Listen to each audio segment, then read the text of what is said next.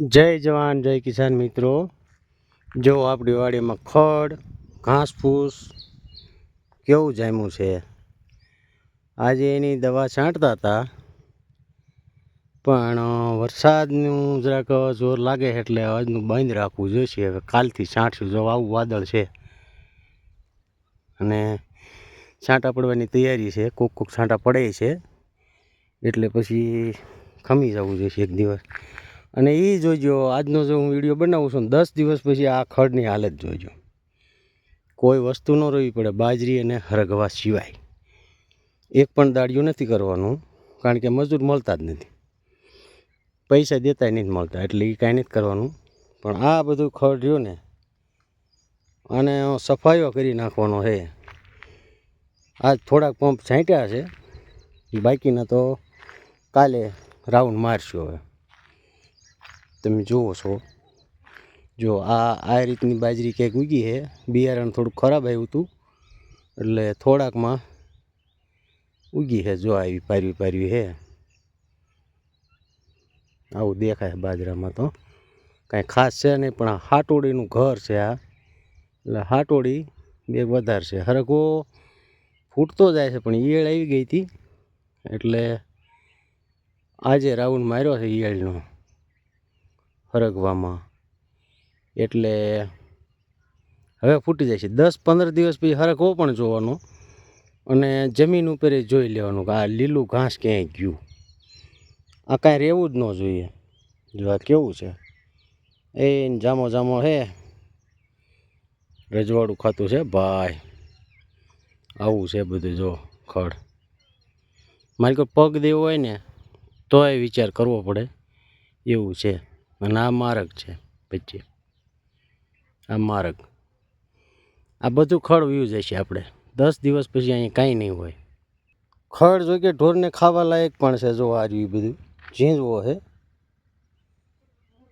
મસ્ત ખડ છે. હવે અહીંથી લઈ જવી તો મોંઘું પડે, અહીંથી ઢોર લાવી તો મોંઘા પડે. અહીંથી મારું ગામ 8 કિલોમીટર થાય, આપણું ઘર, અને ઓલી વાડી 2 કિલોમીટર થાય, બીજી વાડી. એટલે એ કાંઈ સેટિંગ ન થાય. આ વેચાતું લઈને ખવડાવવું એવું પડે. એટલે છે ને, આને સફાઈઓ કરી નાખવાનો છે બધે. બાકી જુઓ, આમાં ખડ જ છે, બાજરી નથી. આ બિયારણ 21 સાલનું સાહેબે આપ્યું ને વેચવાવાળા, એના તો શું હોય, દુકાનમાં જ ખૂટે એટલે ઘણું. પણ હામાનું નહીં જોવાનું. 12,000 રૂપિયાનું આમાં ખેડ ખર્ચ છે, વાવવાના અલગ. હવે એ ભાઈએ બિયારણ આપ્યું હતું આપણને, 3 ઠેલી નથી ઉગી. બાકી બધું જો આ શેઢા મોસમમાં જો આ બીજી ઠેલી હતી, આ ઉગી ગઈ છે. શેઢા મોસમમાં ઉગ્યું છે. બાકી વચ્ચે પછી જે ઓલું આવ્યું ને એમાં નથી ઉગ્યું. આ ભાગમાં નથી. પછી આની પછીનો આ બાજુનો કેરો તો એમાં જો છે પાછું, એમાં પારવી ઉગી. જોકે એ તે પારવી જ ઉગી છે, કારણ કે 4 વીઘા જમીનમાં પહેલાં તો આપણે ગઢિયા 1 ઠેલીએ પૂરું કરી દેતા હતા, પણ આપણે 4 વીઘામાં 4 ઠેલી નાખી છે. 5મી તોડેલી પડે છે, પણ તોય પારવી ઉગી. એટલે આવું કામકાજ છે ભાઈ. એટલે નવી ડેટનું બિયારણ લાવવું, ડેટ વહી ગયેલું બિયારણ ન લેવું, વેપારી કહેતોય ન લેવું, કારણ કે એના તો ઠેલી વેચીને છૂટા થઈ જાય, તમારી સિઝન બગાડે. જો આમાં ખડબડવાની દવા ચાલુ છે, 5-6 પંપ છાંટ્યા હતા, ત્યાં પૂરું થઈ ગયું. પછી જો આમાં ક્યાંય બાજરી નથી. આમાં તમે જોઈ શકો, આ હળંગ ક્યારા લાંબા. ઓલા ભાઈ આલ્યા ઠેઠ ક્યાં છે, ત્યાં સુધીમાં આ બાજુમાં ક્યાંય બાજરી નથી. ખડ છે નકરું, સમજ્યા? એટલે સારી ક્વોલિટીનું એક્સપાયર ડેટ વિનાનું બિયારણ લેવું જોઈએ. પણ આ તો ભાઈબંધ ઉઠીને અડાડી ગયા બિયારણ. એટલે આવું છે દોસ્તો. એટલે ખાસ ધ્યાન રાખવાનું બિયારણમાં. હવે માનો આમાં આપણે હરગવાની અંદર બાજરી વાવી, પણ બાજરીમાં એવું થાય, હરગવો ફૂટી જાય ને હરગવો મોટો થવા માંડે, એટલે હવે બાજરી આમાં વાવત ન થાય. એ જે પહેલાં ઉગી એ થઈ જાય છે, બાકી હવે વાવતી હવે હરખો ફૂટીને આની ગોળે લીલો સમ થાય ને છાંય પડવા માંડે. જો આ છોડવો કેટલો ફૂટી ગયો છે. હવે આવી રીતે આ બધા ફૂટવા માંડે. આ ભાંઠારી આ દવા છાંટી એટલે 10 દિવસમાં બધા લીલાછમ દેખાશે. ફૂટવા માંડે પછી શું થાય? પછી બાજરી એનામાં છાંય પડી જાય, હેઠળથી મૂળ ઝાડ વધે હરગવાની, પછી કોઈ વસ્તુ થાય નહીં. જો આવડી બાજરી થઈ ગઈ આ ખડની અંદર. હવે પહેલાં ઉગી હોત તો બધી આવડી જ હોત, પણ ત્યાં બિયારણમાં તેને અડાડી ગયા ભાઈ. પાછ કે બધાને ઉગી જાય કે બધાને, પણ તું કયો ને કઈ ઠેલી દીધી અમને ખબર છે ભાઈ. પડતર અમને અડાડીને હારી બીજાને દીધી કોને ખબર હોય. એટલે વેપારીઓનું ખાસ ધ્યાન રાખવાનું. અત્યારે બધી મતલબની દુનિયા હે 90%. ખેડૂતની શું દશા થાય છે આમાંને ખબર હોતી નથી. એને એનું પતી જાય એટલે પૂરું. જોકે દોસ્તાર છે તો આવું કરી ગયો છે, તો અજાણ્યા ખેડૂતનું આ શું નહીં કરતા હોય. આટલા મૂકી છે બાજરી. પછી બાજુના સા બાકી, જો ઓલા બાજુમાં દેખાય ને એ હાવ બાકી, આમાં નથી ઉગી. પછી એની પછીનો જો તમને સા બતાવું, આ પડખાના મૂગી છે. હવે વરસાદ ચાલુ થઈ ગયો ઘનશ્યામભાઈ, પૂરું કરશું ને?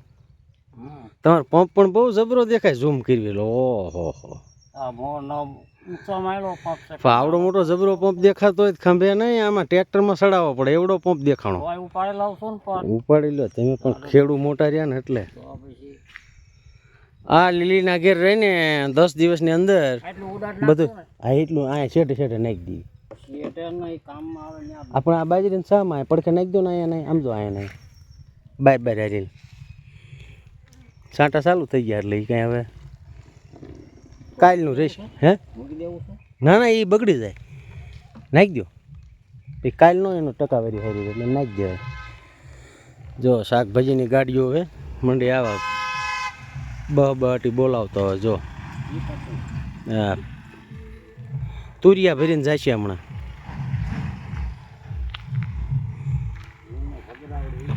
વરસાદ ચાલુ થઈ ગયો, ઝરમર.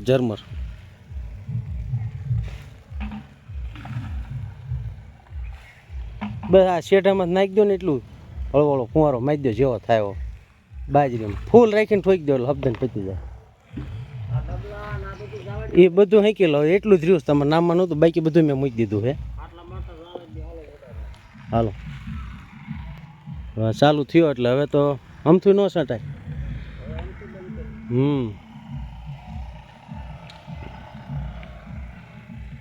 દેખાય છે છાંટા દોસ્તો. ડાયરો જુઓ તો આવો ચાલુ થઈ ગયો. ફુવારો લગાવે ચાલુ વરસાદે. આવું કામ છે ભાઈ બંધો. છાંટા વધતા જ આવે કે ના ભાઈ? મેઘલી મંડાણી એમ ને.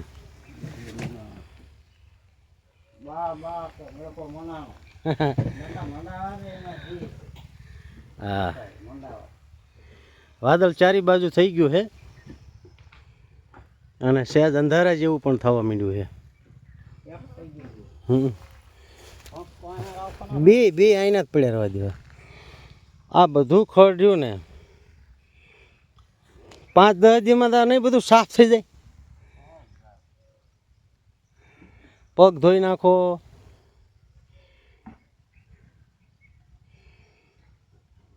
ચાલો દોસ્તો, કેવું કામકાજ લાગ્યું આપણું વાડીનું જરાક કોમેન્ટ કરીને बताओ। कमेंट करके सभी दोस्तों हमें बताए कैसा लगा हमारा काम। इधर उधर ऐसा वैसा काम कर रहे हैं, लेकिन आज पूरा नहीं हुआ है, कल आएंगे। सभी दोस्तों कमेंट करें वीडियो कैसा लगा, और नए हो तो चैनल को सब्सक्राइब कर ले, फुल सपोर्ट करें, हमारा भी सपोर्ट रहेगा। सभी दोस्तों को कमेंट करना ना भूलें। जो चैनल चलाते हैं कमेंट करना ना भूलें। पूरा वीडियो वॉच करके ज्वाइन करें जो करे ही। आवा वादळ થઈ ગયા है। આપણે ભાઈ બે આવવાનું છે કે વયું જવાનું છે? ઝીણો ઝીણો ચાલુ ત્યાં વયું જવું છે ને? કાંઈ અહીં કાંઈ નહીં થાય, બે આવવાનું થાય, બીજું કાંઈ ન થાય। કારણ કે બધી કરજો આ વરસવા માંડ્યો છે।